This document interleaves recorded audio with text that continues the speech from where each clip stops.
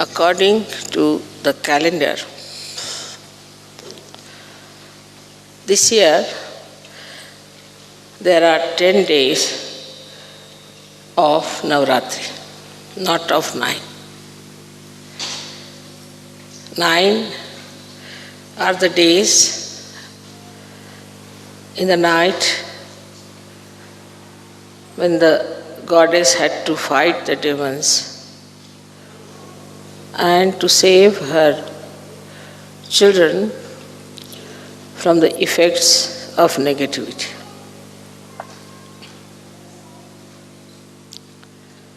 On one side, she was ocean of love and compassion, and on the other side, she was protecting them like a tigress.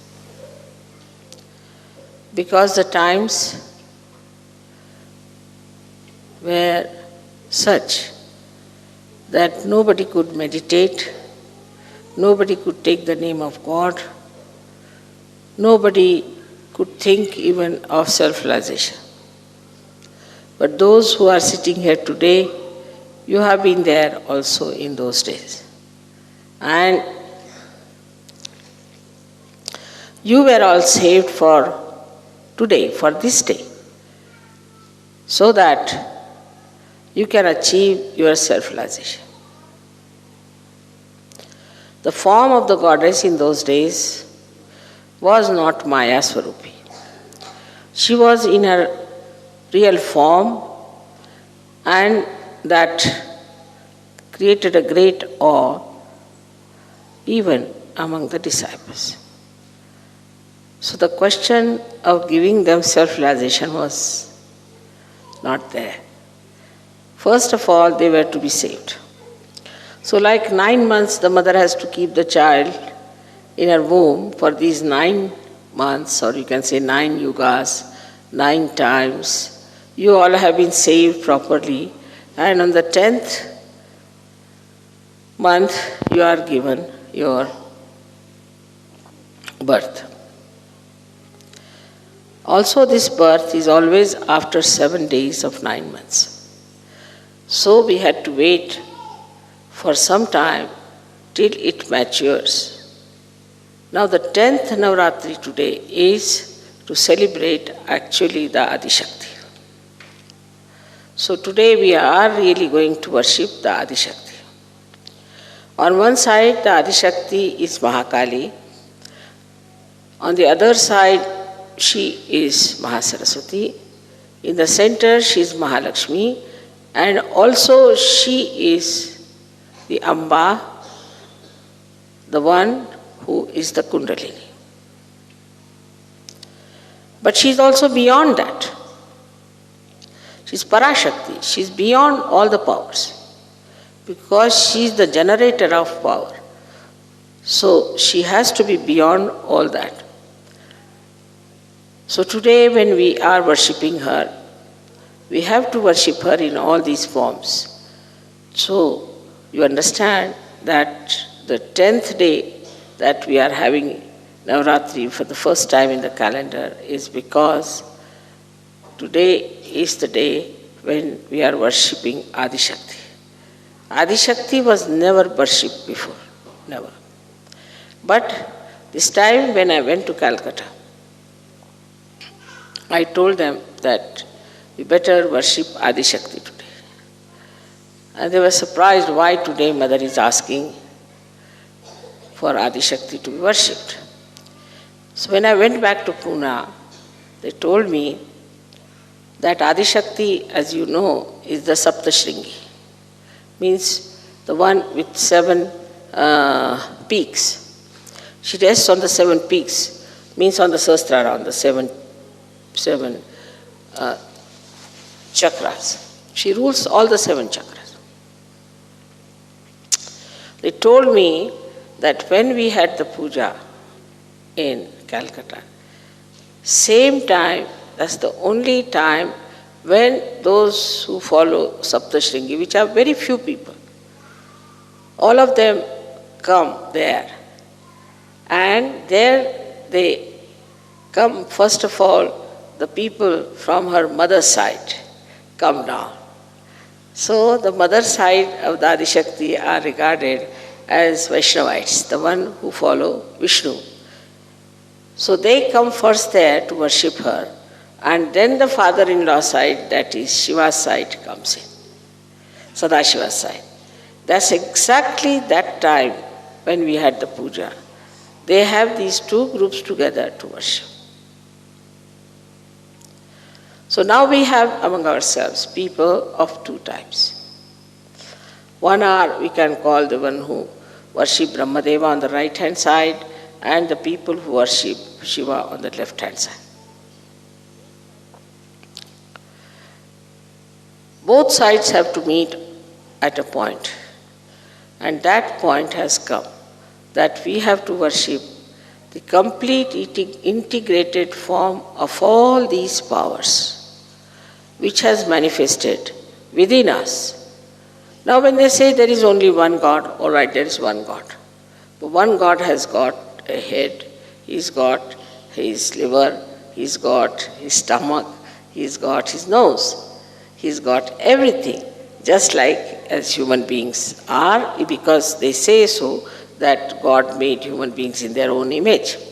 So then he has different parts in the bodies, and he has to run those different parts. And for these different parts, he has to have deities, and these deities are to be understood.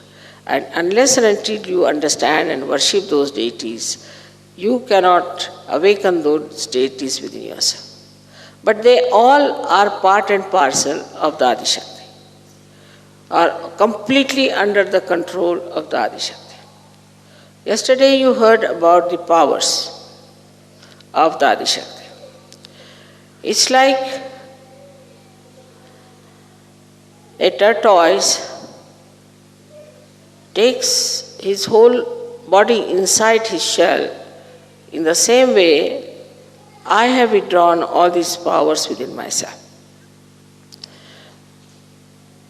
I mean, you cannot discover them easily.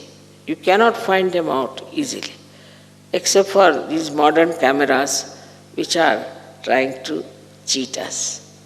They are the ones who are giving my forms and things to you. Because there is light in these vibrations, and when these vibrations are emitted, you start seeing them in these cameras, even if they may not be very sensitive, but somehow people catch it. There have been so many miraculous photographs, as you know. One photograph you must have seen where Sri Ganesha himself is standing behind me. Now you don't see anyone standing just now here. But you don't know what's happening. And this is what one has to understand, that we have entered into a new realm of God's magic. And his magic works in so many ways. Of course, sometimes you also get lost because of your previous problems. You get dragged down. You get tempted. Sometimes you get also dominated by negative forces, and you fall down. And this is a very sad thing that should happen to any sadhaka, because perhaps you do not know your past, and you do not know how you have struggled, how you have worked hard to come up to this level. And after coming to this level, if you do not try to go higher, then either you'll be stuck on the same place, or maybe that you may be thrown down. So for you to know that you are a Sahajogi, you are not a wife, husband, mother, father. You are a Sahajogi. Like I am the Adi Shakti. Like that you are Sahajogis. So my main job now is to give realization to others. And because all my relationships are already fixed properly, I don't have to worry about any deity, about any god. They all work out very efficiently, everything. Now the description yesterday, as you read, of the goddess, that her hands were throwing all the arrows with such a speed that as if one felt that she was dancing. It's a fact, no doubt. But you don't see that. You cannot see that every hair of mine is like an arrow. And it works so tremendously. But to you, I am just sitting here quietly, just like you as you are sitting. But it's not so. It's something much more. Now when they show a lion or a tiger as my vahana, then you have to understand that they show, actually they are. Actually they are. It's not that they are symbolically, actually they are. So the dignity of a tiger, I have told you many a times how dignified it is. Because I sit on him. He's so dignified. If he has to eat the meat, he'll kill one cow or anything, eat the meat, leave it for others. He's so dignified. And once a month he eats. So even to get a vahana of this kind, this was to be evolved from amoeba stage to this stage. Otherwise he would not have been here. In the same way, you are evolved. And in you are all these vahanas also there.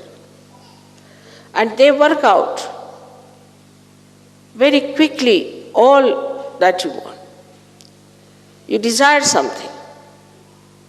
You'll be surprised immediately. You'll find it works out. You ask for something, immediately it works out.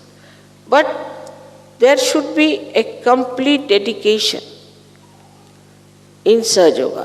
When I say Sahaja Yoga, you know that is the yoga of your attention with my feet. That's what it is.